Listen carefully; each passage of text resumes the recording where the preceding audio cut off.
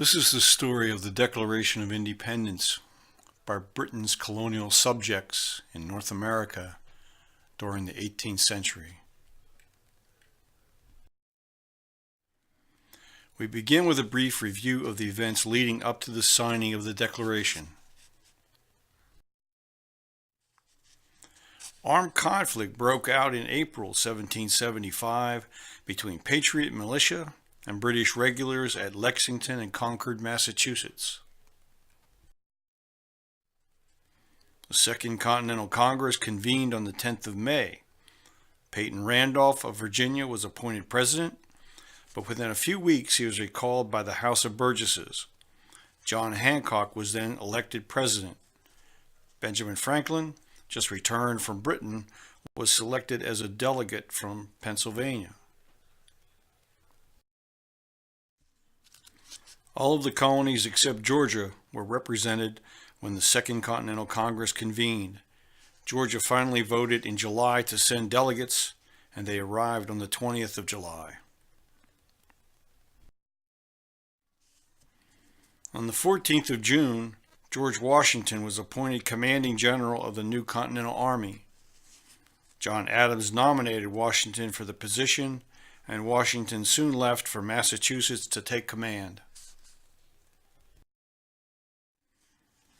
On the 6th of July, Congress approved a declaration of causes outlining the rationale and necessity for taking up arms against British authority. An olive branch petition had been sent to George III by the Congress on the 8th of July.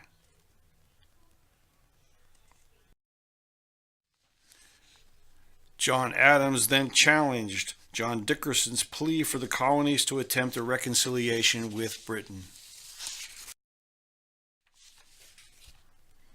By the beginning of 1776, many delegates were resolved to call for a declaration of Congress, but they lacked authority from their colonial legislatures. On the 10th of May, the Congress passed a resolution recommending that any colony lacking a revolutionary government should set one up.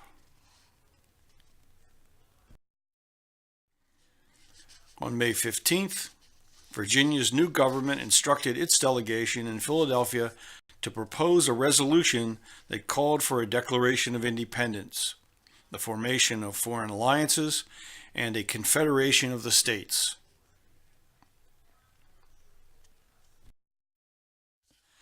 On the 7th of June, Virginian Richard Henry Lee put a resolution before the Continental Congress declaring the colonies independent. He also urged Congress to resolve to take the most effectual measures for forming foreign alliances and to prepare a plan of confederation for the newly independent states.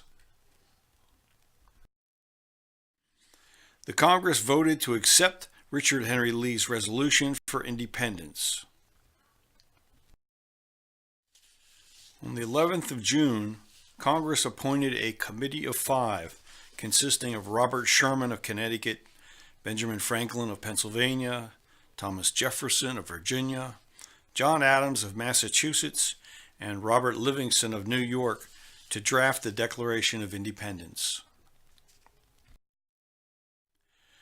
Jefferson agreed to prepare a first draft. Franklin and Adams met with Jefferson to put final touches on the language of the Declaration, and after a number of revisions were made, some extremely important, others less so, the committee presented its final draft to the Congress on the 28th of June. On the 2nd of July, the Congress declared independence just as the British fleet and army arrived at New York. Then on the 4th of July, the Congress adopted the Declaration of Independence. Historians generally agree that it was signed nearly a month after its adoption. During the 19th century, the admirers of Thomas Paine suggested that Jefferson based his initial draft of the Declaration on a document drafted sometime earlier by Paine. An analysis of the Declaration by Joseph Lewis in 1947 advanced what he believed was evidence to support the claim that Thomas Paine produced a draft document which Jefferson revised. For example, Lewis examined the two men's views on slavery, concluding, "The slavery clause was written by one whose soul was aflame with the fire of indignation. It struck deep into the heart of one of the greatest evils that afflicted society, and it was written to cure that evil forever among men who considered themselves civilized. It was meant to proclaim to the world that man had no property right in man. The Declaration of Independence, as originally written, could not be the great fundamental charter of human freedom it was intended to be if the slavery clause were omitted."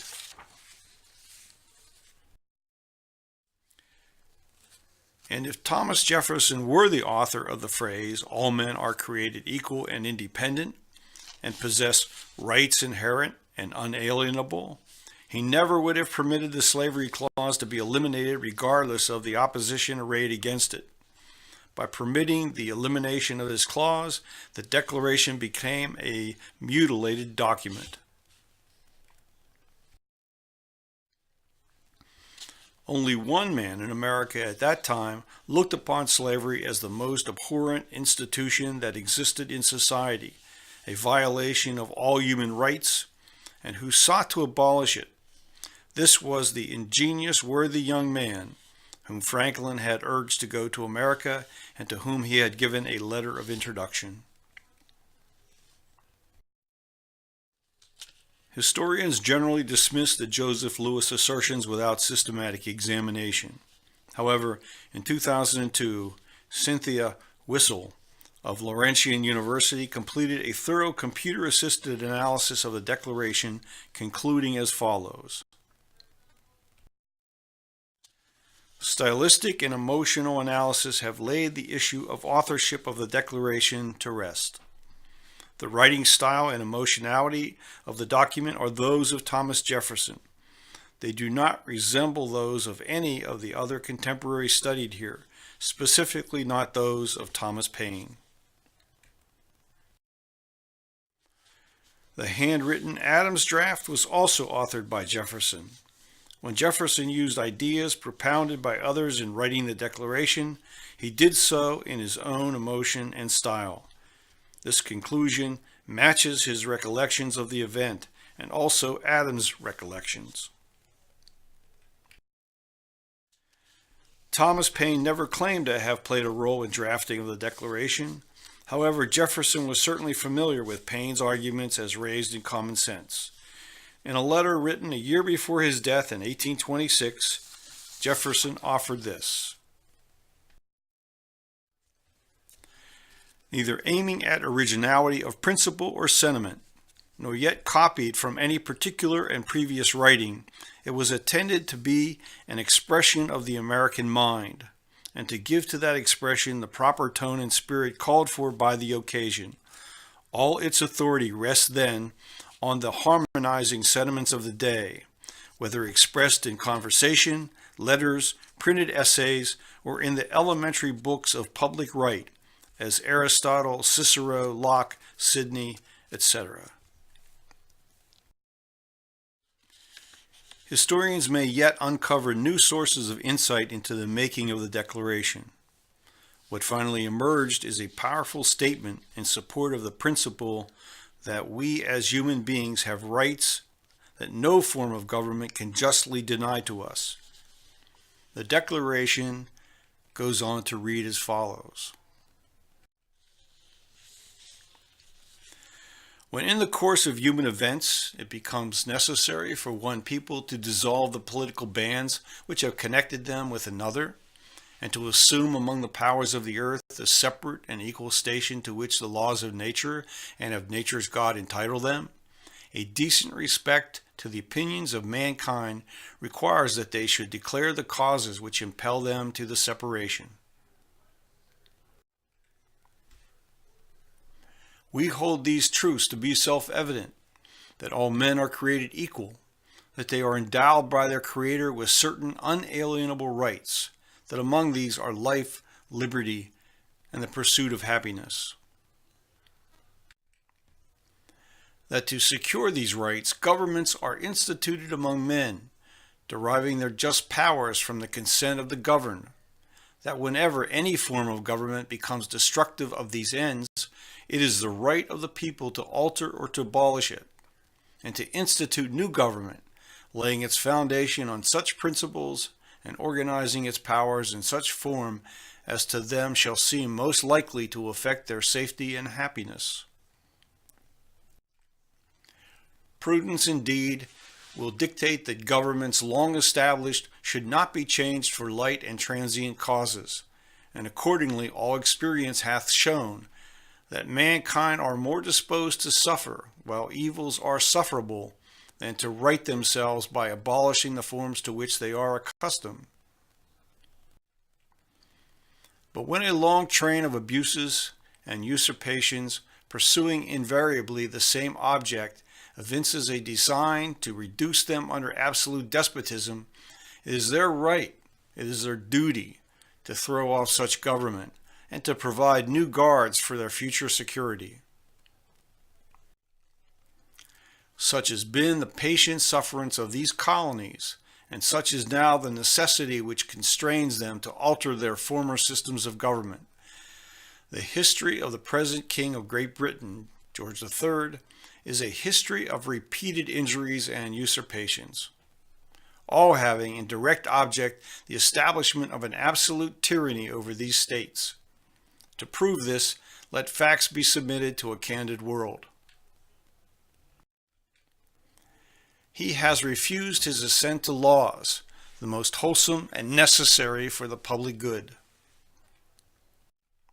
He has forbidden his governors to pass laws of immediate and pressing importance, unless suspended in their operation till his assent should be obtained, and when so suspended, he has utterly neglected to attend to them. He has refused to pass other laws for the accommodation of large districts of people, unless those people would relinquish the right of representation in the legislature, a right inestimable to them and formidable to tyrants only. He has called together legislative bodies at places unusual, uncomfortable, and distant from the depository of their public records, for the sole purpose of fatiguing them into compliance with his measures. He has dissolved representative houses repeatedly for opposing with manly firmness his invasions on the rights of the people. He has refused for a long time, after such dissolutions, to cause others to be elected, whereby the legislative powers, incapable of annihilation, have returned to the people at large for their exercise, the state remaining in the meantime exposed to all the dangers of invasion from without and convulsions within. He has endeavored to prevent the population of these states, for that purpose obstructing the laws for naturalization of foreigners, refusing to pass others to encourage their migrations hither, and raising the conditions of new appropriations of lands.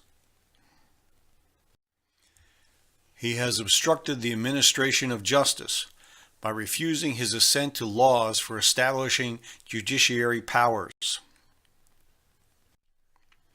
He has made judges dependent on his will alone for the tenure of their offices and the amount and payment of their salaries. He has erected a multitude of new offices and sent hither swarms of officers to harass our people and eat out their substance. He has kept among us in times of peace standing armies without the consent of our legislatures. He has affected to render the military independent of and superior to the civil power. He has combined with others to subject us to a jurisdiction foreign to our Constitution and unacknowledged by our laws, giving his assent to their acts of pretended legislation. for quartering large bodies of armed troops among us, for protecting them by a mock trial from punishment for any murders which they should commit on the inhabitants of these states, for cutting off our trade with all parts of the world, for imposing taxes on us without our consent, for depriving us in many cases of the benefits of trial by jury, for transporting us beyond seas to be tried for pretended offenses, for abolishing the free system of English laws in a neighboring province, establishing therein an arbitrary government, and enlarging its boundaries so as to render it at once an example and fit instrument for introducing the same absolute rule into these colonies. For taking away our charters, abolishing our most valuable laws, and altering fundamentally the forms of our governments. For suspending our own legislatures and declaring themselves invested with power to legislate for us in all cases whatsoever. He has abdicated government here by declaring us out of his protection and waging war against us. He has plundered our seas, ravaged our coasts, burnt our towns, and destroyed the lives of our people. He is at this time transporting large armies of foreign mercenaries to complete the works of death, desolation, and tyranny already begun with circumstances of cruelty and perfidy scarcely paralleled in the most barbarous ages, and totally unworthy the head of a civilized nation. He has constrained our fellow citizens taken captive on the high seas to bear arms against their country, to become the executioners of their friends and brethren, or to fall themselves by their hands. He has excited domestic insurrections among us, and has endeavored to bring on the inhabitants of our frontiers, the merciless Indian savages, whose known rule of warfare is an undistinguished destruction of all ages, sexes, and conditions. In every stage of these oppressions, we have petitioned for redress in the most humble terms. Our repeated petitions have been answered only by repeated injury. A prince whose character is thus marked by every act which may define a tyrant is unfit to be the ruler of a free people. Nor have we been wanting in attentions to our British brethren. We have warned them from time to time of attempts by their legislature to extend an unwarrantable jurisdiction over us. We have reminded them of the circumstances of our emigration and settlement here. We have appealed to their native justice and magnanimity, and we have conjured them by the ties of our common kindred to disavow these usurpations, which would inevitably interrupt our connections and correspondence.